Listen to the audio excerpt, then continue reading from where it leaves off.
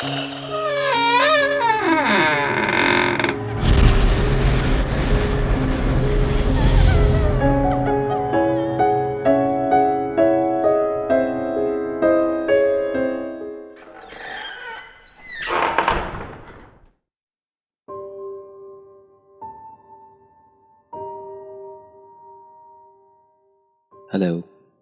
I have been asked a few times to share this story. I apologize for any weird formatting errors as I am on mobile. My junior year of high school, I went to the party where the host eventually brought out Ouija board. I was big into paranormal stuff then, but I didn't know the dangers one of those boards could hold. Typical questions were asked, but it started to get incredibly dark in my vision. Even though lights were on, it didn't seem to help any. The last being, how old will I be when I die? Everyone got traditional numbers, except for me. It just went to 0, then 1, then 0, then 1. It bounced back and forth between those two numbers until someone shook the piece and said it was being stupid. At that point, I just stopped playing. It weirded me out. Now I have pretty good sense of things. I can sense and normally see beings or ghosts. He showed up to me during one of my classes not even a few weeks later. At first, he felt like comfort, like a protector. But I would learn that was not the case. Weird things in our home would happen.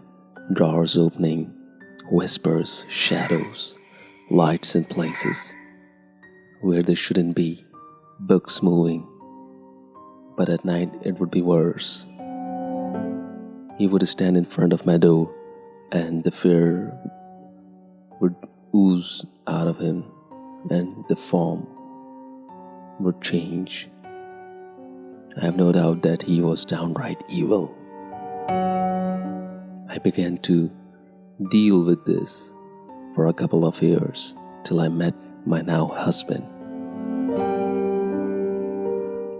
We got our first home and things began to escalate. Now keep in mind we had a small rental, about 400 square feet total, so standing in the living area you could see really any point of the house.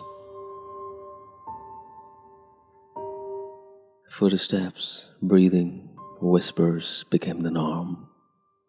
At the time, my soon-to-be husband was a practicing Wiccan and had blessed our home, but he forgot about porch and outer walls. We would hear scratches on the walls, knocking on the door and windows. People had seen my attachment as a shadow. Everyone stated he was tall and built like a brick house. He felt just outright bad and would always go back into the room I was in. My husband had to try to banish him, and it did not go well. You see, my husband worked the closing shift and would get home about 3:30 a.m. There was a road he would have to take that was very haunted as well. Lots of accidents happened there. One night he got home and he was extremely pale and sweating. I knew something happened, but he wouldn't tell me as at the time he did not want me to worry. About a week after, he finally told me that driving on the road that night his brakes failed and he could not stop. He was going about 60 miles per hour and the wheel began to jerk out of his hand.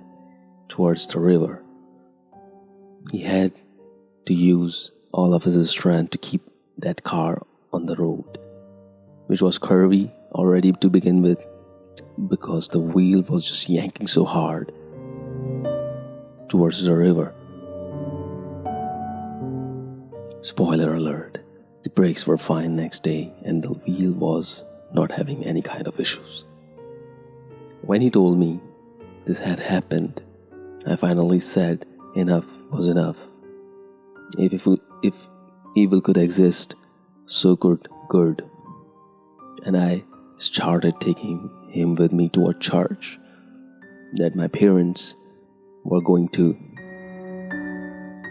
I gave myself to the God, told the entity that it was not welcome and needed to leave, and the hauntings stopped.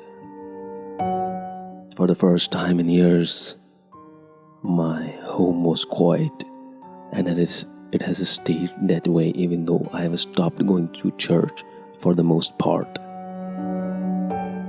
We no longer live in that house anymore and have even moved out of the state, but even our new home is quiet and kind.